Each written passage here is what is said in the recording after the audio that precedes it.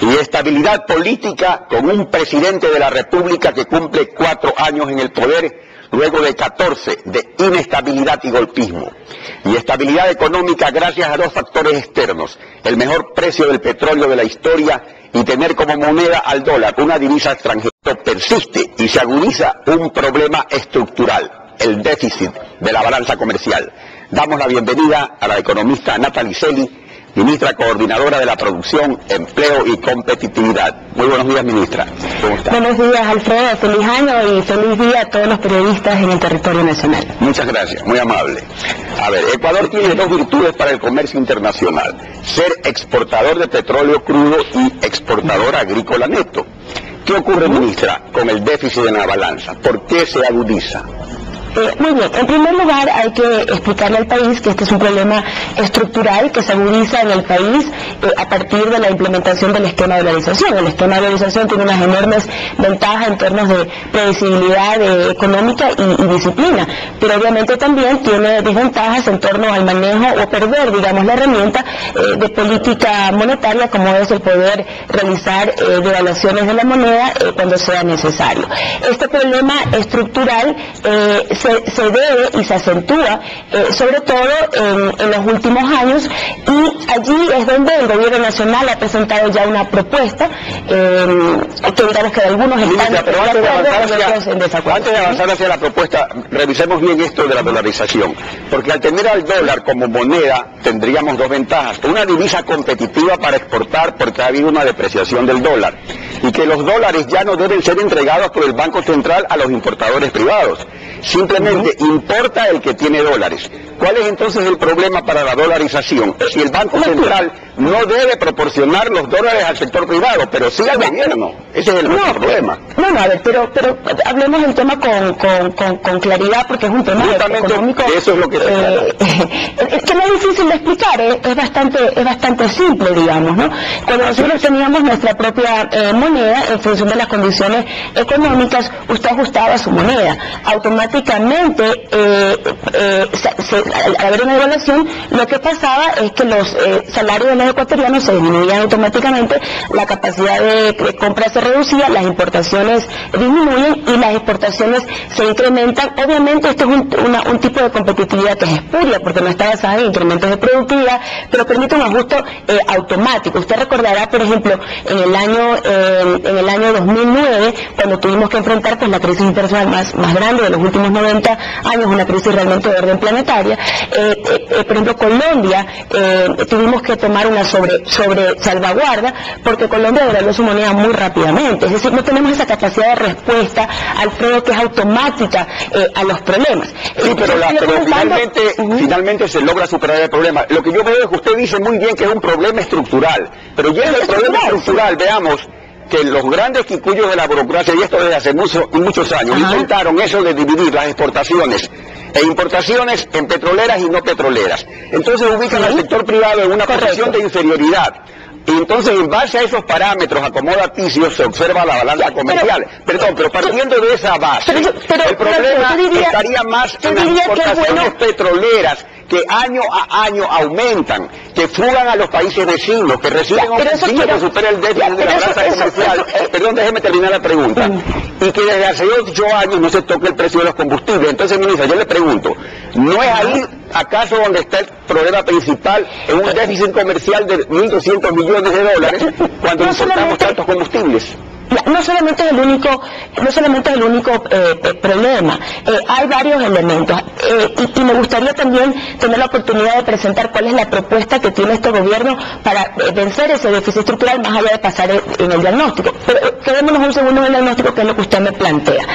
Si usted revisa la estructura de la balanza, digamos, del déficit de balanza comercial a la fecha, no es muy diferente al que tuvimos en el año 2008, un año de gran crecimiento económico, Pacífico, que superó tasas del 8%. Yo siempre hablo del PIB no petrolero, que es el área que a mí me toca monitorear y fomentar. El punto en cuestión es que el precio del petróleo ya no es el mismo que en el año 2008, pero si usted revisa la estructura de las importaciones, más o menos estamos en los mismos niveles, es decir, tuviéramos un déficit menor si el precio del petróleo se hubiese mantenido. Por eso es que es importante mantener la balanza dividida en petróleo y no petrolera, no por un tema de inferioridad entre el sector público y privado, sino para mantener siempre la variable de petróleo que no nos permita, digamos, esconder resultados. Eso viene desde antes. Sí, pero digamos tiene el porqué en el sentido que nos permite ver el desenvolvimiento de la economía sin el tema petrolero, pues por la gran importancia que este tiene. Ahora, vamos a lo que usted me pregunta. ¿Cuáles son los rubros que crecen en mayor porcentaje en las importaciones? Son dos. El tema combustible y el tema de bienes muy duraderos en el tema específico del sector transporte, tomando en cuenta el sector automotriz, el tema de llantas y también todo lo que es el transporte como bien de capital, digamos, como elemento de la producción. En el caso de transporte estamos hablando de cerca de 600 millones de dólares, incluyendo todos los rubros que les estoy mencionando. Por eso que nosotros hemos insistido que este no es un problema de un desborde del consumo. El consumo se mantiene más o menos en los niveles históricos y es importante que ustedes conozcan, que los gobiernos conozcan que desde la dolarización el motor de la economía ecuatoriana no han sido ni las exportaciones ni las importaciones, sino el consumo interno. Y esto es justamente lo que queremos cambiar con la política productiva, que si usted me da la oportunidad me gustaría explicarle. A ver, entonces, justamente respecto a la sustitución estratégica de importaciones, para elaborar, por ejemplo, un producto que importamos tanto, ¿no le parece que es mejor hacerlo con materia prima propia antes que con materia prima importada, liberada de impuestos y con tecnología extranjera? ¿Verdad? Entonces, ¿qué es lo que ocurre? ¿No sería mejor que la sustitución de importaciones más estratégica sea la de procesar derivados del petróleo, que es materia prima propia? Por supuesto. Esta es la deuda histórica que tienen los pasados gobiernos al país, y este justamente... Y también este gobierno con 4 años, ese es el problema. Sí, bueno, yo le puedo responder por el sector productivo, sería bueno que usted le invite al ministro Glass, él maneja los sectores estratégicos. Tengo entendido yo que justamente los grandes retos del sector estratégico pasan por el tema de la refinería del Pacífico y justamente el cambio de la matriz energética, digamos. Estamos trabajando en un plan de optimización de los subsidios. Cuando tengamos los consensos al interior del gobierno, pues lo plantearemos al país. Pero el tema automotriz también es un tema que hay que verlo en su conjunto. Cuando usted tiene que se incrementan 130.000 unidades de vehículos, sobre todo en las ciudades como de Quito y Guayaquil, el problema tiene que verse desde una oferta de transporte público que hay que trabajar con los gobiernos locales. Los ciudadanos tienen que tener alternativas de transporte público. Tenemos un tema, el espacio se llama espacio público, es un bien público, digamos. Pero las importaciones del gobierno, que importa mucho, son sin pagar impuestos. En cambio, los particulares sí pagamos los impuestos, entonces se le encarece a los privados. Pero resulta que hasta qué punto se puede controlar las importaciones del gobierno. Pero un poco a mí me gusta analizar los temas de manera factual. El gobierno ha importado más combustibles y el gobierno puede ser que importe más para cambiar la matriz energética del país. Estoy hablando, por ejemplo, pero también importa vehículos, por ejemplo, porque se dice la importación de vehículos como algo malo, pero no es tan malo, porque... yo no estoy diciendo que la importación de vehículos es mala, estoy diciendo que la importación de vehículos tiene algunos elementos que contemplar y algunos límites, como es el tema del congestionamiento del espacio público. Esto es un tema que atañe a una política de transporte integral, digamos. Yo creo que, y otra cosa que le digo, un déficit comercial per se tampoco es malo, Alfredo. Por supuesto, estamos de acuerdo que eso es importante, no es malo un déficit comercial. No es malo per se, porque además, pero la estructura del déficit me gustaría dejarlo también claro. El mayor componente de las importaciones, creo que si tengo aquí una cámara lo puedo mostrar a la ciudadanía. Esta es A ver, aquí estoy complicada con la cámara. Es a esta. Bueno, no importa. Aquí tenemos una evolución desde el año 2000 al 2010 de la composición de las importaciones. Y hay que dejar claro que entre materias primas y bienes de capital estamos hablando de cerca del 60% de la composición de las importaciones. En temas de bienes de consumo no duradero tenemos alrededor del 10%, de no duradero 10% y bienes de consumo duradero el 12%. ¿Qué quiere decir con esto? Que esa gran importación de materias primas y bienes de capital nos da cuenta de una reactivación económica muy importante que se confirma con la tasa de crecimiento del PIB no petrolero, sobre todo el sector de manufacturas y comercio, que fue sacado por el Banco Central hace 2 días, que es cerca del 5%, de fraude, que es una tasa bastante importante para el tercer trimestre y que esperamos que en el cuarto todavía sea muchísimo mayor. Claro, Mirta, pero aquí lo que yo veo es algo, se lo digo con toda franqueza. La solución a estos problemas estructurales no le corresponden a usted exclusivamente, pero usted es la que da la cara. Entonces la hacen bailar con el más feo, que es el déficit comercial petrolero. Entonces, por eso yo le quiero preguntar algo. Esta propuesta de poner el peso del déficit sobre los hombros de los consumidores privados, ¿responde a un estudio?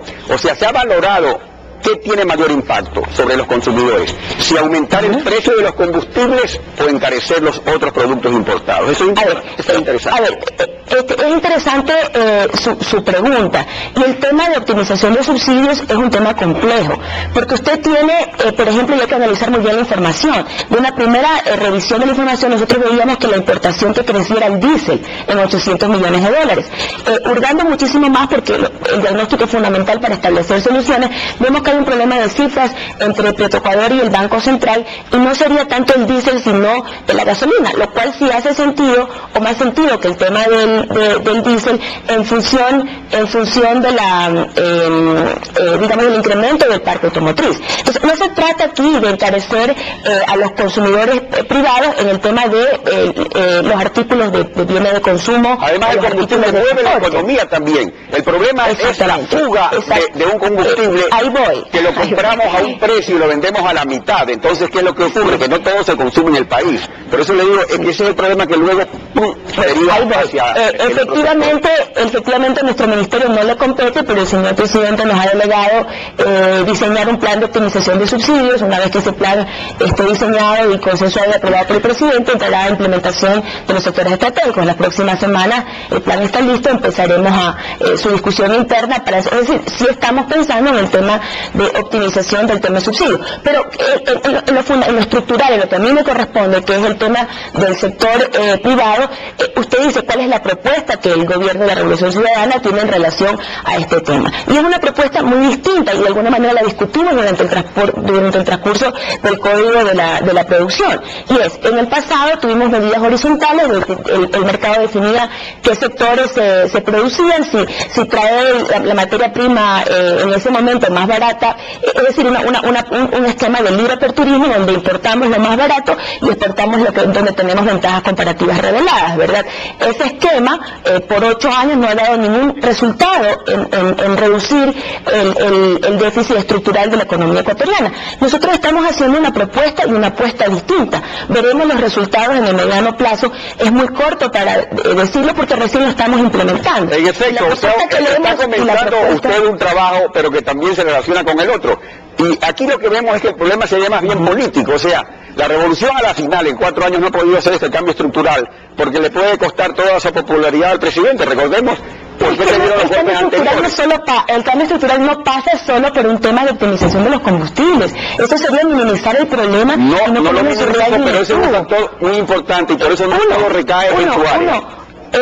Alfredo, pero no todos. Aquí tenemos que de alguna manera tener una estructura productiva donde usted pueda consolidar un modelo endógeno con un modelo exógeno. Necesitamos tener una sustitución estratégica de importaciones que países asiáticos han probado que es posible.